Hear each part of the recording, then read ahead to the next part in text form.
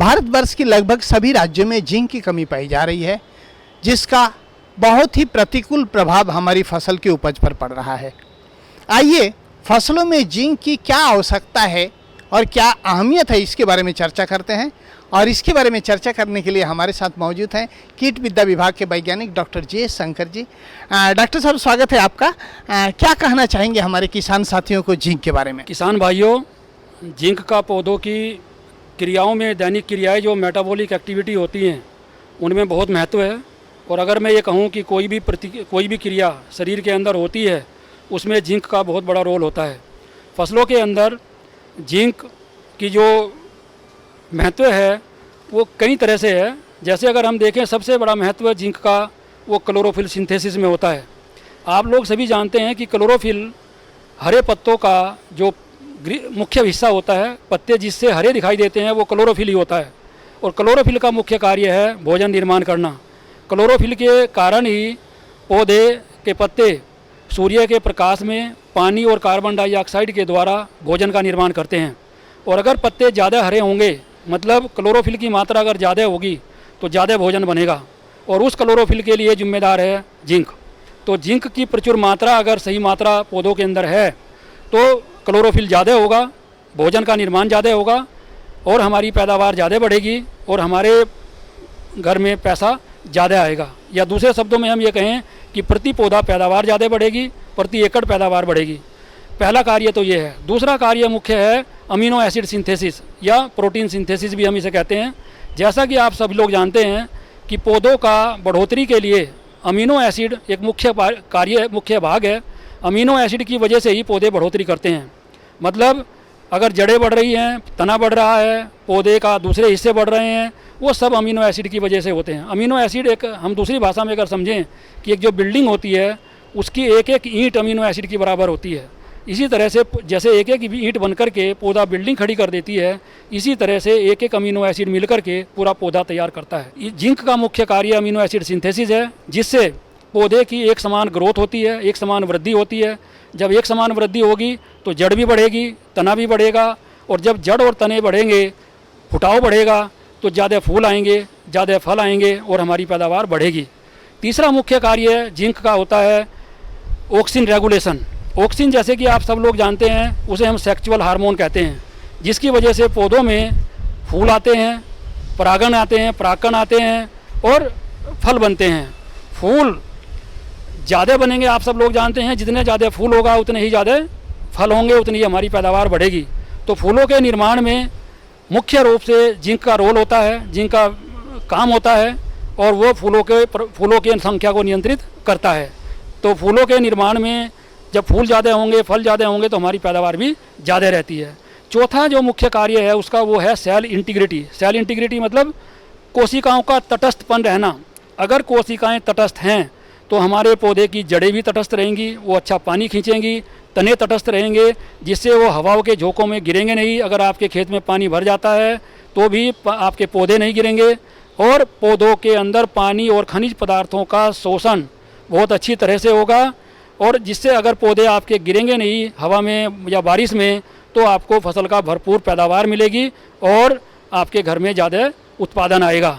इसके अलावा जो दूसरा मैंने आपको कहा था, एक मुख्य रोल इसका जड़ों का विकास भी है। जैसे मैंने आपको कहा था कि अमीनो एसिड बढ़ते हैं तो समग्र विकास होता है, तो जड़ों का विकास भी जिंक की वजह से होता है। और जड़ें ज़्यादा होंगी, जड़ें दूर तक फैलेंगी, तो पानी और खनिज पदार्थों का अवशोषण पौधों के अंदर बहुत ज़्यादा होगा। आप लोग सब जानते हैं कि पानी भोजन बनाने में मुख्य रूप से इस्तेमाल होता है। पानी और कार्बन डाइऑक्साइड, जितना पानी पौधे के पत्तों में जाएगा उतना ही भोजन ज़्यादा बनेगा और हमारी प्रति एकड़ पैदावार बढ़ेगी। इस तरह से हम कह सकते हैं कि जिंक का हमारी फसलों की पैदावार बढ़ाने में बहुत ही महत्व है, और जिंक का प्रयोग हमें हर हालत में अपनी फसलों के अंदर करना चाहिए। धन्यवाद डॉक्टर साहब, काफ़ी महत्वपूर्ण जानकारी आपने हमारे किसान साथियों को दिए। देखिए, जिंक सल्फेट की कमी सभी जगहों पे है। किसान साथी जिंक लगा रहे हैं, बावजूद इसके हमारे किसान भाइयों को जिंक का रिजल्ट नहीं मिल पा रहा है। आइए इसका कारण ढूंढने के लिए कुछ प्रैक्टिकल करके देखते हैं। इस जांच को करने के लिए हमने कांच का ग्लास लिया है और खेत में किसी भी जगह से 1 चम्मच मिट्टी लिया है। शब्दों पे ध्यान दें, किसी भी जगह से 1 चम्मच मिट्टी लिया है अब इसके अंदर मैंने गाय का या भैंस का उसी गांव का गोबर लिया है और गोबर लेके इसके अंदर हम डाल रहे हैं। हमने कांच का गिलास इसलिए लिया ताकि इसके अंदर अगर कोई परिवर्तन हो तो उसको हम देख सकें। अब जो पानी ट्यूबवेल से किसान लगाता है, मैंने उस पानी को लिया है और इसके अंदर हम इसको घोलने की कोशिश कर रहे हैं। साथियों, इस समय मैंने खेत का मिट्टी, पानी और गोबर सारी चीज एक साथ घोल लिए हैं। आप देख सकते हैं इसके अंदर कोई परिवर्तन हमें नहीं दिखाई दे रहा है। अब इसको मैं 2 जगह कर ले रहा हूं क्योंकि हमें 2 जांच करना है और करके इसके अंदर कोई परिवर्तन हो रहा है कि नहीं हो रहा है वो देखना है। अब हमने इसको 2 जगह कर लिया है। इसमें और थोड़ा समय पानी मिला ले रहा हूं और मिला के इसको देखने की कोशिश करता हूं कि अगर किसान साथी इसमें जिंक सल्फेट डालता है तो क्या रिजल्ट आएगा। साथियों, किसान साथी जो जिंक सल्फेट इस्तेमाल करते हैं वो मोनोहाइड्रेटेड जिंक सल्फेट और हेप्टाहाइड्रेटेड जिंक सल्फेट आमतौर पे किसान इस्तेमाल करते आ रहे हैं। यहाँ पे मैंने हेप्टाहाइड्रेटेड लिया, ये हमारा मोनोहाइड्रेटेड जिंक सल्फेट है। अब मैं मोनोहाइड्रेटेड जिंक सल्फेट इसके अंदर डाल के देखूंगा कोई परिवर्तन हो रहा है कि नहीं हो रहा है। मैंने घोल लिया, एक बार और देख लीजिए मिट्टी, पानी और गोबर किस तरीके से घुल गया है। अब इसके अंदर मैं जिंक सल्फेट डाल रहा हूं और जिंक सल्फेट डाल के देखने की कोशिश कर रहा हूं इसके अंदर कोई परिवर्तन हो रहा है या नहीं हो रहा है। अब यहाँ पे देखिए मिट्टी, पानी और गोबर सब अलग अलग होते चले जा रहे हैं। किस तरीके से फट गया, इस तरीके से फटे हुए मिट्टी, पानी, गोबर आपने इससे पहले कभी नहीं देखा होगा। अब आप लोग ये बताइए कि ये जो मिट्टी, पानी और गोबर फट गया, अगर इसके अंदर किसान सब जिंक सल्फेट डालेगा तो क्या उसका रिजल्ट मिलेगा?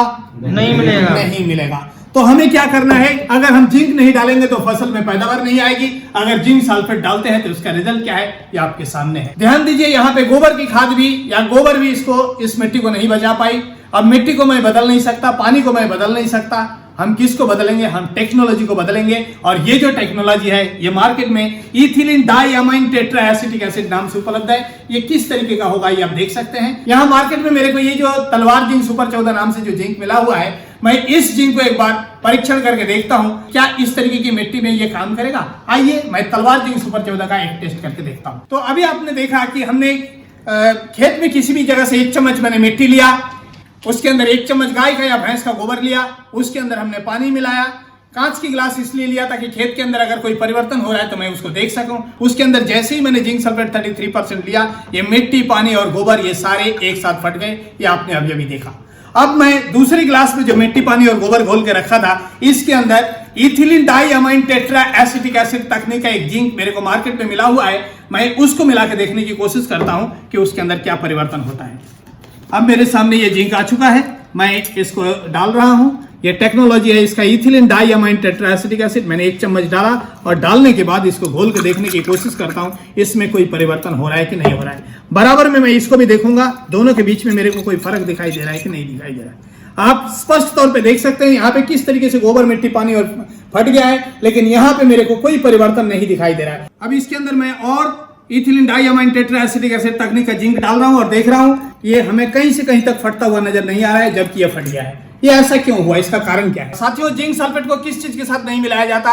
डीएपी के साथ। कोई भी खाद जिसके अंदर फॉस्फेट है उसके साथ अगर हम जिंक सल्फेट मिलाते हैं तो जिंक फॉस्फेट बन जाता है। ये जो किसान की खेत की मिट्टी है, इसने इस साल डीएपी डाला, पिछले साल भी डाला, हर साल ये जो फॉस्फेटिक फर्टिलाइजर डाल रहा है जमीन में इकट्ठा होता चला जा रहा है। जैसे ही जिंक सल्फेट डाल रहा है, फॉस्फेट के साथ रिएक्शन करके जिंक फॉस्फेट बन जा रहा है और जिंक का कोई रिजल्ट उसको नहीं मिल रहा है। केवल जिंक ही नहीं, उसके साथ और भी कई सारे जो न्यूट्रिएंट्स है जैसे आयरन, मैंगनीज, कॉपर, इन तरीके का जो हमारा न्यूट्रिएंट है उसका रिजल्ट नहीं मिल पा रहा है। दोनों के अंदर मैं अब डीएपी डालूंगा और डाल के देखने की कोशिश करूंगा इसके अंदर कोई परिवर्तन हो रहा है या नहीं हो रहा है। हमने इसमें भी डीएपी का दाना डाल दिया, इसमें भी कुछ डीएपी डाल दिए और डालने के बाद देखते हैं इसके अंदर क्या परिवर्तन हो रहा है। यहाँ पे आप देख सकते हैं किस तरीके से मिट्टी, पानी, गोबर बिल्कुल फट गया।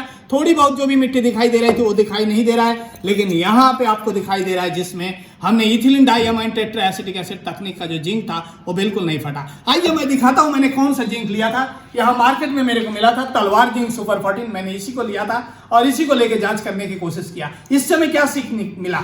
इससे हमें यह सीखने को मिला कि तलवार जिंक सुपर 14 हर तरह के मिट्टी में काम करेगा, हर तरह के खाद के साथ काम करेगा, खाद अपना काम करेगा, जिंक अपना काम करेगा, हर तरह के पानी में काम करेगा। तो मैं किसान साथियों से अनुरोध करूंगा आप इसी तरीके से अपने मिट्टी का परीक्षण करें। अगर मिट्टी फट जाती है तो वहां पे जिंक सल्फेट डालने के बजाय ये जो तलवार जिंक सुपर 14 है इसको अगर लेंगे तो आपको बहुत अच्छा रिजल्ट मिलेगा। बहुत बहुत धन्यवाद।